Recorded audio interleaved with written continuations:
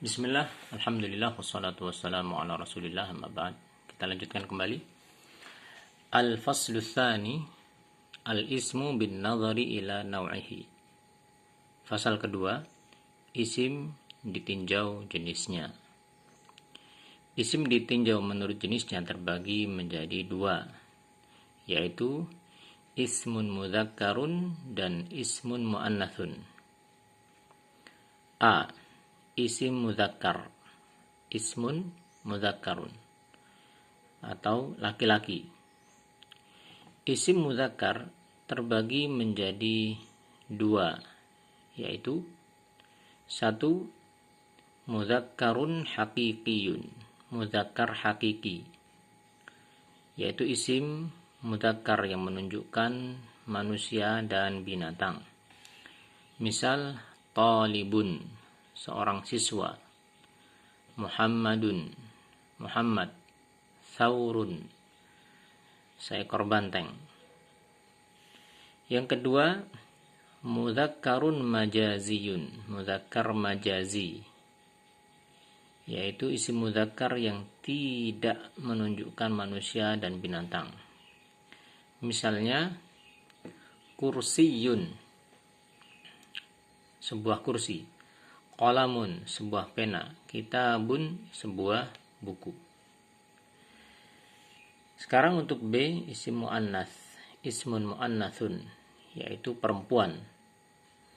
Isim muannats terbagi menjadi dua, yaitu muannats hakiki, yaitu yang menunjukkan manusia dan binatang. Misalnya, talibatun, seorang siswi. Hindun, baqaratun, seekor sapi betina. Yang kedua, muannatsun majaziyun, muannats majazi, yaitu yang tidak menunjukkan manusia dan binatang. Misalnya, maktabatun, sebuah perpustakaan. Mimsahatun, sebuah penghapus. Saburatun, sebuah papan tulis. Tanda-tanda isim muannats ada beberapa, antara lain, jadi dimanapun ada tanda ini maka suatu isim itu adalah isim muannats. Yang pertama adalah adanya tak marbutah. Ada tak marbutah untuk selain nama laki-laki. Misalnya, muslimatun, seorang muslimah. Maktabatun, sebuah perpustakaan. Baqaratun, seekor sapi. Yang kedua adalah nama wanita. Misalnya, asma'u.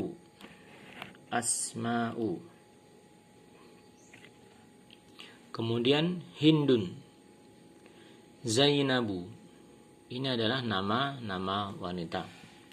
Yang ketiga adalah anggota badan yang double, yang ada dua. Misalnya, ainun, mata. Rijlun, kaki. Yadun, tangan. Yang keempat, sifat yang khusus hanya untuk wanita, yang dimiliki khusus wanita. Misalnya, haidun, yaitu seorang yang sedang haid. Murdi'un, seorang yang menyusui. Hamilun, seorang yang hamil. Yang kelima, isim yang menunjukkan sifat namun mengikuti wazan fu'la. Misal, husna itu artinya indah. Sughra itu artinya kecil. Kubra artinya besar. Keenam, sifat yang mengikuti wazan fa'la. Misalnya, jau'a artinya yang lapar. Kasla artinya yang malas. Atasha artinya yang haus. Yang ketujuh, sifat yang mengikuti wazan fa'la'u. Misalnya safra'u, yang kuning, sauda'u, yang hitam, hamra'u, yang merah.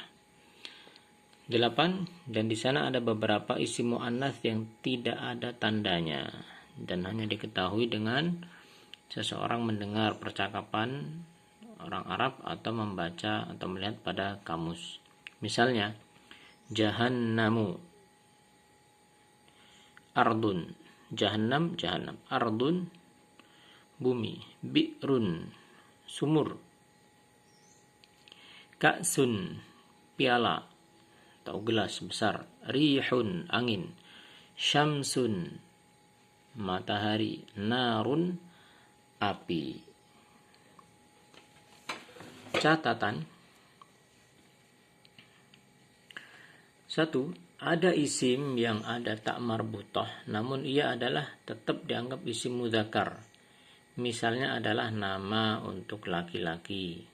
Sebagai contoh, syu'batun, syu'batu, talhatu, muawiyatu, hamzatu. Ini semua adalah nama-nama laki-laki.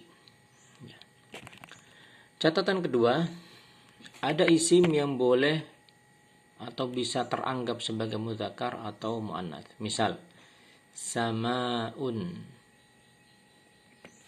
ibtun. Ya, samaun itu langit, ibtun itu ketiak, suqun pasar, unuqun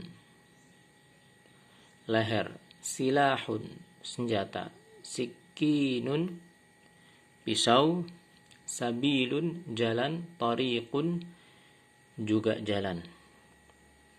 Yang ketiga, ada isim sifat yang boleh mudzakkar dan boleh muannats yang mengikuti atau yang sifat isim sifat ini mengikuti pola atau wazan atau cetakan fa'ulun dan fa'ilun.